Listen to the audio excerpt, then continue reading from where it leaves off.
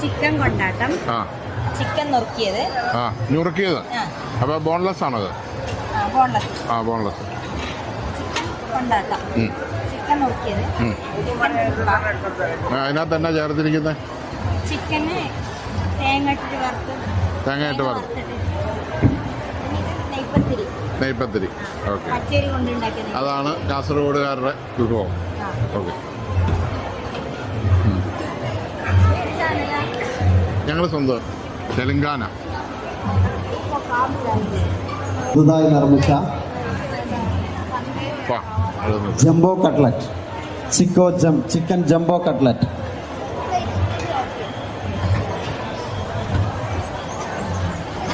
Counter number 30 ലഭ്യം.